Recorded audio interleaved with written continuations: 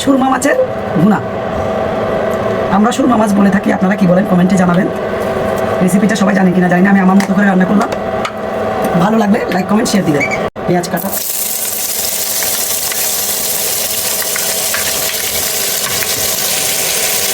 কিছুক্ষণ ভাজতে হবে।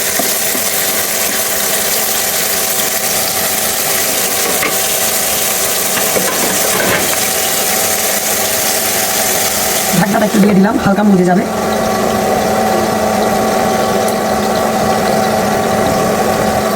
আমরা কিছুক্ষণ অপেক্ষা করবো এগুলা যতক্ষণ না লাল হচ্ছে, বাদামি কালারটা আসতেছে, ততক্ষণ পর্যন্ত পেঁয়াজগুলো আমাদের থেকে একটু নাড়াচাড়া করে এগুলোর কালার আনতে হবে, ফুটে রাখতে হবে।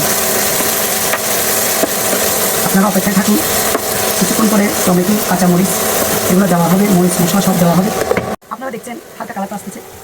কিছুক্ষণ পরে আমি একটু লবণ দিয়ে দেবো পরিমাণ মতো, আমার আন্দাজে। আর আপনারা যদি একটু বেশি খান তাহলে আপনারা আপনাদের মতো দিতে পারেন, কোনো সমস্যা নেই। এরপর আমি দেবো হলুদের গুঁড়া,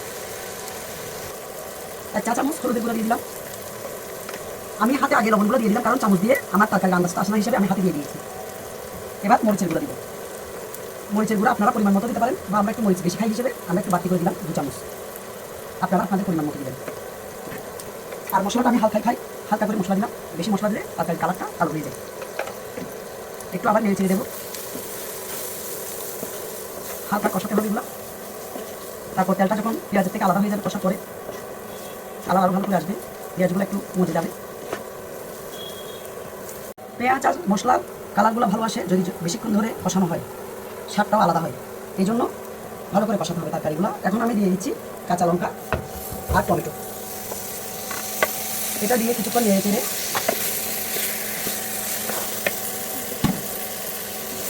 কিছুক্ষণ নাড়তে চাড়তে হবে। আবার আমি ঢাকনাটা দিয়ে দেবো, হালকা মুছবে। তারপর একটু পানি দিয়ে দেবো কিছুক্ষণ পরে আপনারা। এবার আমি একটু সামান্য কষা হয়েছে, এবার একটু জল দিয়ে দেবো। জল দেওয়ার পরে আবার একটু নেড়ে চেড়ে দেবো।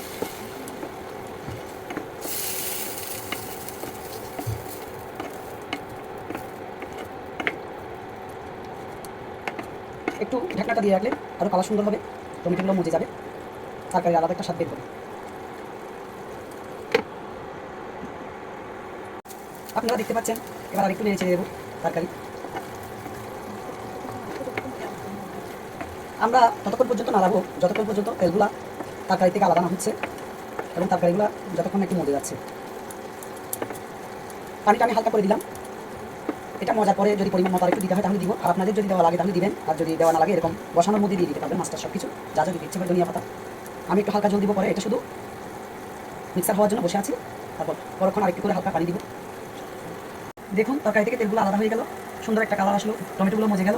এরপর আমি দিয়ে দিচ্ছি মাছগুলো ভাজা হয়নি। এটা ভাজা খেতে গেলে এক ধরনের স্বাদ, আর কাঁচা দিলে এটা অন্য ধরনের স্বাদ। সেজন্য আমি কাঁচা মাছটা আজকে এভাবে রান্না করলাম। আরেকদিন আপনাদেরকে না হয় ভাজা মাছটা কীভাবে রান্না করতে হয় দেখিয়ে দিই।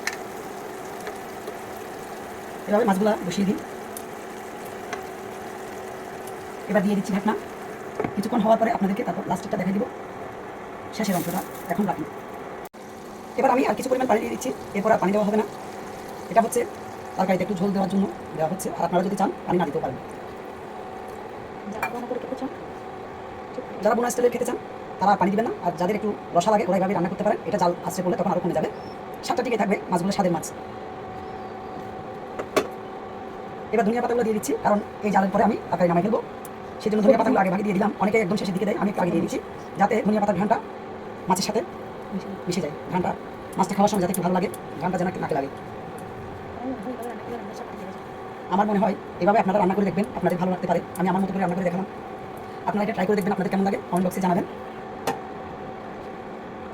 এখন আমি ঢাকনাটা দিয়ে দিলাম। কিছুক্ষণ হওয়ার পরে আপনারা নামিয়ে নিতে পারবেন। এখন আমি এটা দিয়ে দিলাম, আমার কাজ শেষ।